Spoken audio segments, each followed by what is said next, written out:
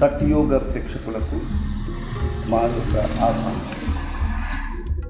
అనగనగా రాగమతిశయించు తినక తినక వేము దిగ్గలు సాధనముల తోడ సమకూరు ధరిలోన విశ్వధావిరామ వినురవేమ అనేది వేమన పత్రం. ఎందరో మహానుభావులు అందరికీ వందనము అనేది కాకరాయ కృతి.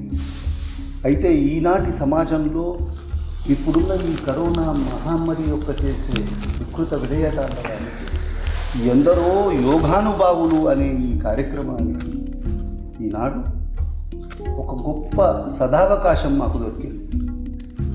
జగన్ గురూజీ అనేవారు ఒక వ్యక్తి కాదు, మా దృష్టిలో వారు ఒక శక్తి. సుమారు 25 సంవత్సరాల నుంచి యోగా విద్యార్థులను, శిక్షకులను, అధ్యాపకులను అష్టాంగ యోగ మార్గమైన పతంజలి శాస్త్ర రహస్యాలను బోధిస్తూ గురు పరంపరకి సంబంధించిన జ్ఞాన వికాసాన్ని కలిగిస్తూ ఎన్నెన్నో విషయాలు తెలియపరుస్తూ ఆరోగ్యం గురించి ఎంతో పాటుపడుతున్న జగన్ గురూజీ గారు ఈనాడు వారి దర్శన భాగ్యం, వారి ద్వారా యోగా విషయాల గురించి తెలుసుకుంటే ఒక రేర్ ఆపర్చునిటీ అంటారు. అది లభించినందుకు మొదలు మీకు కృతజ్ఞతలు తెలియజేస్తూ, గురూజీ, యోగా అంటే ఒక లయమని సామాన్య జనులకు అందరికీ తెలుసు. మీరు సాధనా పరంపరలో ఉన్నారు. యోగా సాధన అనే పదానికి అర్థం ఏమిటి, సాధన ఎలా చేయాలి అనేది మా ప్రేక్షకులకు మీరు తెలియజేయాలి. శ్రీ గురుభ్యో నమః. యోగ సాధన మనిషి దైనందిన జీవితంలో సహజంగా జరిగే ఒక జీవన యాత్రని కృత్రిమంగా, యాంత్రికంగా, అనారోగ్యంగా, దుఃఖ విచారాలతో నింపుకొని ప్రయాణిస్తున్నాడు.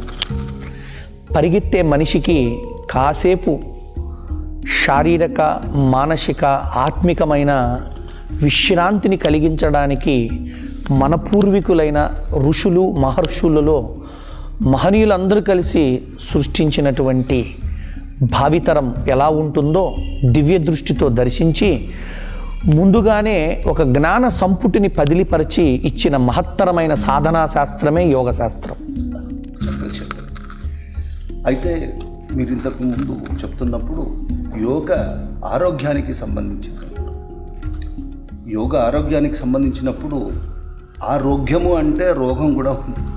ఆరోగ్య స్థితికి రావడానికి యోగా ఏ విధమైన సాధనా సంపత్తి మనకు కలిగి ఉండాలి, దాని ద్వారా అది ఒక ఆధ్యాత్మిక చింతననా లేక శారీరక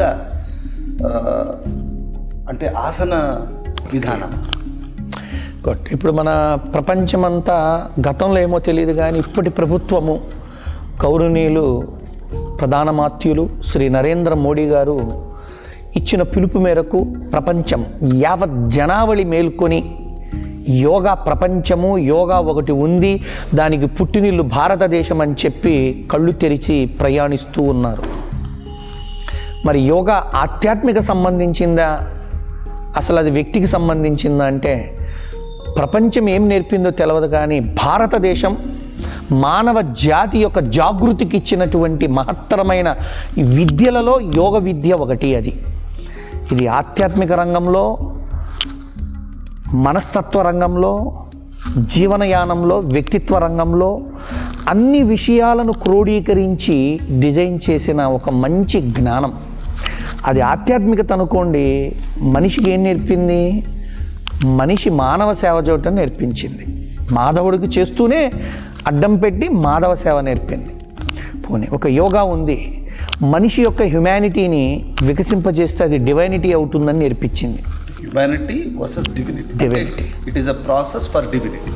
అంటే మానవత్వం వికసిస్తే పరిమళించినప్పుడు వచ్చేదే దైవత్వం. అది ఆధ్యాత్మిక నేర్పాల్సిందే. అదే ఏ ఇజం, అది హిందూయిజం అయినా, క్రిస్టియానిజం అయినా, ముస్లిజం అయినా, కమ్యూనిజం అయినా, నక్సలిజం అయినా, do best to the other person. ఒకటే మాట.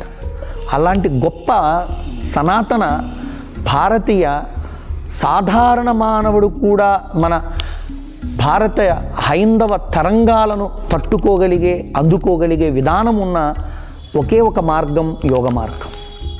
అందుకే చూడండి, భారతదేశంలో వేదాలు నేర్చుకోవాలంటే కొన్ని ఇబ్బందులు ఉన్నాయి. మీరు బ్రాహ్మణులా కాదా, మీకు అర్హత ఉందా లేదా అని ఈనాటికి వెంబడబడుతున్నాయి ఆ విషయాలు.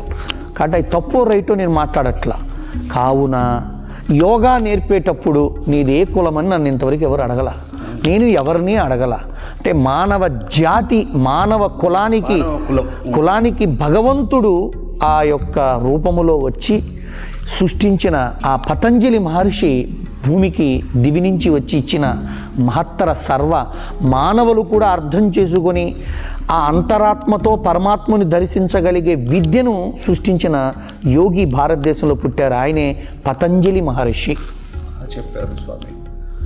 అయితే ఇప్పుడు మీరు ఒక పదాన్ని ఉపయోగించారు, తరంగం. శబ్ద తరంగం ఉండొచ్చు, ఆలోచన తరంగం ఉండొచ్చు, మానసికమైన తరంగం ఉండొచ్చు. ఏదైనా ఒక తరంగ రూపంలో, వేదం కూడా తరంగ రూపంలోనే వచ్చింది, శబ్ద ప్రమాణంలో వచ్చింది. శ్వాస ప్రమాణంలో ఈ శబ్దానికి ఓంకారం అనేది ఒక గొప్ప శబ్ద తరంగం. మీకు తెలియంది కాదు, ఆ ఉ మ అనే 3 అక్షరాల కలయిక ఓంకారం అంటే. అది యోగా లోపల ప్రాణాయామంలో భాగమా, లేకపోతే యోగా అనేది ధ్యేయమా, యోగా అనేది ధ్యానమా, యోగా అనేది ధారణాశక్తి అనేది? యోగా అనేది ఆధ్యాత్మికత అనే భ్రమ నుంచి ఫస్ట్ మనందరం బయటికి రావాలి. మీరు అని కాదు, అందరూ, ప్రపంచమంతా. దాన్ని గ్రహించినటువంటి చాలామంది ముస్లిం దేశస్థులు కూడా వారి వారి ప్రజలకు అనుమతించింది సూర్య నమస్కారాలతో సహా. అంటే ఇప్పుడు మనం ఒక మాట చెప్పుకోవాలి. ఇక్కడ ఒక పారాసిటమాల్ అనే మందు తయారు చేశాడు ఒక సైంటిస్ట్. బహుశా ఆయన క్రిస్టియన్ అనుకుందాం మనం. నేను ఒక హిందువుగా చేసుకుంటే నా పైన పనిచేస్తుందా లేదంటే పనిచేస్తుంది. అంటే విశ్వాసం, నమ్మకం, మందు యొక్క ప్రభావం. అంటే మతము అనేది కాకుండా మానవ జాతిగా ఏ దేశంలో పుట్టినా ఏది పుట్టినా ఇటువంటి శబ్దాలను, యోగాలను, ముద్రలను, ఆధ్యాత్మికతను, ధారణ ధ్యాన విధానాలను ఏ శరీరం సాధన చేస్తుందో దాని ప్రభావితమై ఆ శరీరము సంపూర్ణ యోగ జీవితంలోకి వస్తుంది. కాబట్టి మనం మతానికి అంటించద్దు. ఇది ఒక దేశాందే, అందులో నో డౌట్. ఇది భారతీయ సనాతన సంస్కృతితో కూడుకున్న విద్యనే. అందుకే నేను అంటాను, ఇప్పుడు మన భారతదేశంలో కూడా చాలామంది యోగా ఇన్స్టిట్యూట్ పెట్టి నడుపుతున్నారు. ఆ పేర్లు, వాళ్ళు నేర్పేవి, దానికి మిక్స్ చేసేవి చూస్తుంటే వెకిలిగా ఉంది. మరి మనం ఇది ఇట్లా పోతూ ఉంటే అసలు సంపూర్ణమైన సనాతన మూలపూరితమైన యోగ విద్య అంతరిస్తుందేమోనన్న భయంతోనే నేను ఉంటూ ఉన్నాను కొన్ని సంవత్సరాల నుంచి. ఎప్పుడైతే మీరు ప్రభుత్వ ప్రతినిధులుగా వచ్చి, ఏమండి మేము ఇట్లా ప్రాజెక్టు మొదలుపెట్టాం టాటా కంపెనీ తరఫున, మేము దీన్ని చేస్తున్నామంటే కనీసం వీళ్ళు ఎలా చేస్తున్నారని దర్శించాకే మీతో అనుబంధం, ఇంటర్వ్యూ అనేది నేను అంగీకరించాను. ఎందుకంటే మీరు చేసే ప్రయాణంలో సనాతన భారతీయ యోగ శాస్త్రాన్నే మీరు బయటికి తేవడానికి సుముఖత చూపుతున్నారు. అంటే మనం ఎక్కడైతే పుట్టిందో అక్కడే దానికి వికారమైన యోగాలు చెప్తూ ఉంటే బాధగా, కొంచెం కష్టంగా, ఒప్పుకోలేని స్థితితో మాలాంటి వాళ్ళం ఏం చెప్పాలో వాళ్ళని వాదించలేక వదిలేసేసాం. కావున ఇప్పుడు మీ ప్రయత్నం మా ప్రయత్నం ఒకటే అవ్వాలని కోరుకుంటున్నాం. అదేమిటి అంటే సనాతన భారతీయ యోగ శాస్త్రాన్నే అథెంటికల్ యోగా సిస్టమ్ ఆఫ్ ఇండియా ఏదైతే ఉందో ఇప్పుడు మన ప్రభుత్వం కూడా దాన్ని రికమెండ్ చేసి దాన్ని ట్రైనింగ్ ఇచ్చి సంపూర్ణమైన పరిపూర్ణమైన యోగా టీచర్లను తయారు చేసే అంతర్భాగ ప్రక్రియలన్నిటికీ మేము మా సంస్థ లేదా నా శిష్య పరంపర అందరం కూడా పూర్తిగా నిలబడడం కొరకే మీతో ఈ కొద్ది సమయం మేము గడపడం. చాలా బాగా చెప్పారు స్వామి. ఇప్పుడు ఆసనాలు, ఎన్నో ఆసనాలు, సూర్య నమస్కారాలకి ఆసనాలకి ఒక సత్సంబంధం, సూర్యకిరణాలకి లోపలున్న ప్రసరిస్తున్న చక్ర సాధనకు కూడా ఒక సంబంధం ఉంది అని ఆచార్యులు పారంపరిక విద్యలో చెప్తున్నారు.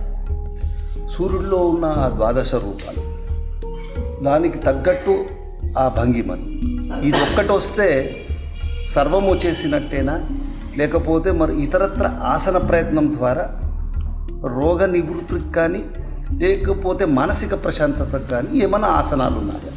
ఇక చక్కగా పతంజలి మహర్షి చెప్పిన విషయాల్లో మీరు అడిగిన ప్రశ్నకి ఏముంటుందంటే, ఫస్ట్ మనం సూర్య నమస్కారాల గురించి మాట్లాడుకుంటే ఇది ఆధ్యాత్మిక విధానంలో ఉందండి. ఆదిత్య హృదయం, సౌర హోమం ఇలా పెట్టి మన పురాణ గాథల నుంచి రాముడి కాలం, కృష్ణుడి కాలం నుంచి సూర్య భగవానుని ఆరాధించడం, నమస్కరించడం, ప్రార్థన చేయటం. ప్రభువులు, రాజులు కూడా ప్రొద్దున్నే లేచి సూర్య భగవానుని ప్రార్థించే పరిపాలనా దక్షతకు ప్రయాణించేవాడు. ఆధ్యాత్మిక రంగంలో మనిషి ఆరోగ్యాన్ని దృష్టిలో పెట్టుకొని ఆనాడు పండుగలైనా, వాటిల్లో ఉండే విధానాలైనా, ప్రసాదాలైనా, నైవేద్యాలైనా చూస్తానికి ఆధ్యాత్మికత, అర్థం చేసుకొని ఆచరిస్తే వచ్చేదే ఆరోగ్యం. చూస్తానికి ఆధ్యాత్మికత, అర్థం చేసుకొని ఆచరిస్తే వచ్చేది ఆరోగ్యం. అది మానసిక స్థితిపై ప్రభావం ఉంటుంది, శారీరక స్థితిపై ప్రభావం ఉంటుంది. ఉదాహరణకు మనం సంక్రాంతి అంటాం. ఆ పండగ కాలంలో కాలము, ప్రకృతి, మన శరీరము ప్రభావితం ఎలా ఉంటుంది? ఒక అందమైన సంబంధం ఉంది. దాంట్లో మనిషిలో వచ్చే మార్పులు ఏంటంటే చర్మము, ఎంట్రుకలు, లోపల ఉండేటువంటి ఉష్ణము, ఆర్గాన్స్ మీద ప్రభావం పడుతుంది కాలం. ఆ సమయంలో కనుక మన శరీరం ఉత్తమమైనటువంటి ఆహారం తింటే, అంటే సింపుల్గా చెప్పారు, ఆ కాలంలో మనం నువ్వుల అరిసెలు, నువ్వుల చెకినాలు ఇలా పెట్టేవాళ్ళు, పెడుతుంటారు. అవి తిన్నప్పుడు మన శరీరంలో ఉష్ణము అనే ధాతువులు చక్కగా ప్రేరణ కలిగి శరీరంపై, జుట్టుపై, చర్మంపై ఆ నెగిటివ్ రిజల్ట్స్ లేకుండా ఆ ప్రకృతిని తట్టుకొని కాపాడుకునే సామర్థ్యం కలిగిన ఆహారాన్ని అక్కడ పండగలో ఒక ఆంతరంగిక రహస్యంతో అదొక విధంగా డిజైన్ చేశారు. అట్లా ప్రతి దాంట్లో ఉగాది పచ్చడి అనండి, శ్రీరామనవమికి పానకం అనండి, ఇలా ఉంటాయి. అంటే ఒక్కొక్కదానికి ఒక్కొక్క నిర్దిష్టమైన శాస్త్రీయమైన ఒక అంతర్రహస్యం ఉంది. అది గుర్తించాలా ప్రతి వాళ్ళు కూడా. ఇక రెండవది ఏంటంటే సూర్య నమస్కారాలు ఆయుర్వేద రంగంలో కూడా ఒప్పుకున్నారండి. అంటే వేద అంతర్భాగాలే ఆయుర్వేదం, సౌందర్య వేదం, ఆహార వేదం, ఇవన్నీ.